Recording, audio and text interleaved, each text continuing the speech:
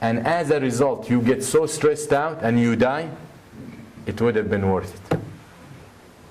That's what we compete for. يقول الحسن رحمه الله, if someone comes to compete with you for the deen, then compete with him for the akhirah, for the religion, in the religion. And he wants to worship Allah more, you go worship Allah. And if someone comes to compete with you for the dunya, for this world, فَرْمِهَا فِي نَحْرِهِ, so throw it in his face. Tell him, I don't want to compete. Why? Because even if you look, competition always builds grudge and produce hate. But besides, it's not worth it to compete for this dunya. The least people to the last level, or the least level people in paradise. يقول النبي صلى الله عليه وسلم, سأل موسى بن عمران عليه السلام ربه جل وعلا قال يا رب ما أدنى أهل الجنة منزل. موسى عليه السلام, صحيح Muslim, the Prophet صلى الله عليه وسلم said, Musa عليه السلام asked Allah, who is the lowest level in paradise? And we believe paradise is levels, درجات. أعظم درجة عند الله. So he asked Allah, who is, Ibn Taymiyyah رحمه الله, he said Musa عليه السلام is so bold, in the sense he got so much courage to ask Allah for anything.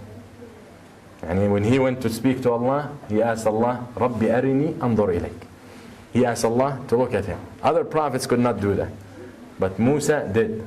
That's why if you look at Bani Israel and the way they were, the Jews with him, they were so tough. So he had to be tougher, and he made them walk, as the Arabs say, on eggshell. They don't even scratch, they don't break. But when he went to meet Allah and he left Harun alayhi salam with them, his brother, he said, يا ابن أمة لا تأخذ بلحيتي إن القوم استضعفوني وكادوا يقتلونني. Oh my brother, he comes, Musa alayhi salam comes, and he finds that the Jews had worshipped the calf. So he comes to his brother, I left you with them, you should be in charge of them. He said, the son of my mother, don't insult me in front of the people. They underestimated me, or they oppressed me, and they were almost going to kill me. Why? Because Harun alayhi salam wasn't with the personality that Musa alayhi salam had. That's why you won't be surprised when you see all these questions he's asking Allah. So he said, oh Allah, who is the last one, or the lowest person in paradise? What does he get? فقال الله فيقول أدنى الناس منزلة في الجنة يا موسى رجل يأتي بعدما يدخل أهل الجنة الجنة فيقال له ادخل الجنة فيقول العبد يا رب كيف أدخل الجنة وقد أخذ الناس أماكنهم وأخذاتهم لقد وجدتها ملآة. The last one, the lowest level, a man. Now Allah is answering Musa, a man who Allah tells him, after all the people enter, now very much this is the last one, after all people enter, Allah will tell him, enter. So he said, oh Allah, how can I enter? All the people entered already, all those who deserve to be in paradise already entered, and they already split what's in it, and they already took what's in it, and they got everything. Where am I going to enter? What's in there for me? And he will say, and I entered and I saw it full. When he entered, he thought it's full. There is no space for him. فيقول الله عز وجل أترضى أن يكون لك مثل ملك من ملوك الدنيا? Will you be satisfied if you have as much as a kingdom of a king in the world? Look at any king, small, big king in this dunya, and there are too many, and see what he has. So look, let's take the smallest one, the poorest one. So Allah tells him, will you be satisfied if I give you what he had? فيقول العبد رضيت يا رب. He will say, I'm satisfied, I'll take it. يقول موسى فيقول الله عز وجل لك ذلك وعشرة أمثالها معه. Allah will tell him, you got that and 10 folds as much, 10 times as much. وَلَكَ مَا اشْتَهَتْ نَفْسُكَ وَلَذَّتْ عَيْنُكَ, and you will have in it whatever you desire. and whatever you think about. فيقول موسى عليه السلام يا رب فهذا أدنى أهل الجنة منزلا. Musa will say, oh Allah, this is the last one? What's about the first one? This is the last one. He gets as much as 10 times of a king in this world. And whatever he wishes and whatever he desires. يعني in one narration, this person, Allah will tell him, what you want, wish.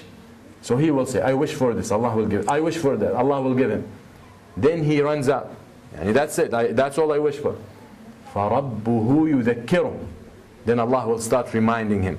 Oh, don't you wish for that? Oh yeah, here is it. Don't you wish for?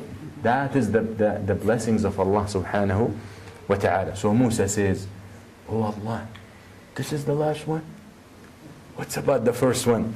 فَكَيْفَ يَكُونُ حَالُ أَعْلَاهُمْ مَنْزِلًا.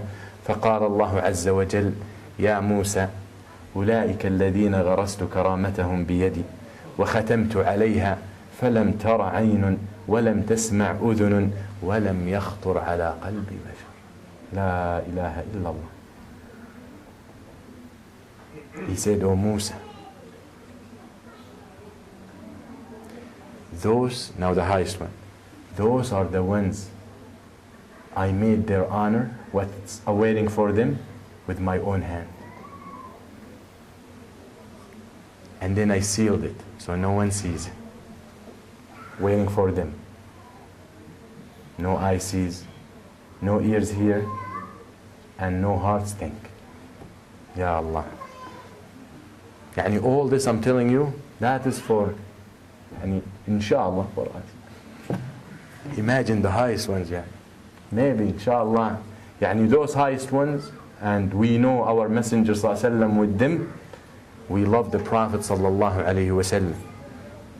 Yani the Prophet says, إِنَّ الرَّجُلَ مَعْ مَنْ أَحَبْ. The person will be in Jannah with the one he loves. So love the Prophet ﷺ, love Abu Bakr, love Musa, love Isa alayhi salam, love the Sahaba. Maybe because of this love, Allah will put you with them. It's easy, but it needs some work and some effort. And the last one to enter paradise, I told you the story. He will get out of the hellfire crawling, and he will say, Alhamdulillah, who saved me from this. He never saved anyone from al-awwaleen or al-akhirin, from the earlier or the later. Like he thinks he is the most blessed. That's the last one to be taken out of the hellfire. And then Allah will raise the tree for him. Then he will ask Allah, bring me closer to it. Then Allah will say, if I get you closer to it, will you ask for something? He said, La wa Rabb, La wa izzatik. No, I won't ask. And Allah brings him closer. Then Allah raises another tree closer to Al-Jannah. Then he asks again, وَرَبُّهُ يَعْذُرُهُ. And Allah excuses him because he cannot handle it until he gets to the tree next to the door of Al-Jannah. Then Allah will say, and then he will hear the people in Jannah talking and singing and all that. He said, oh Allah, let me in Jannah, I can't take it anymore. فيقول الله عز وجل, didn't you promise me? You made an oath that you will not ask anything after this tree? وَرَبُّهُ يَعْذُرُهُ. And Allah makes excuses for him because he cannot tolerate. He cannot handle it. Then Allah admits him in Al-Jannah. And you know the hadith when the Prophet ﷺ laughed. Because Allah let him in. So Allah tells him, how much you want? What you want? As much as 5 times as a king in the world, and you have like that, and like that, and like that, and like that, and 10 times like that. Then this servant says, oh Allah, you are the Lord of the people and you make mockery of me? أَتَسْخَرُ مِنِّي وَأَنْتَ رَبُّ الْعَالَمِينَ. He can't believe it. فَيَضْحَكُ اللَّهُ عَزَّ وَجَلَّ. So Allah laughs for that. And the messenger, when he was telling that hadith, he laughed. So the Sahaba asked him, why you laugh? He said, for the laughing of Allah subhanahu wa ta'ala. Then the Sahaba, I think Ibn Mas'ud, when he was reporting this hadith, he laughed. And he told the people, why don't you ask me why I'm laughing? They said, why are you laughing? He said, because the Messenger ﷺ laughed, because Allah laughs. And it becomes part of the hadith. When you narrate this hadith, you laugh, you smile. And he smiled ﷺ until they saw his back teeth. That's how big his smile was. And we ask Allah to be from them. All this I told you is one thing. and there is thing better than all of it.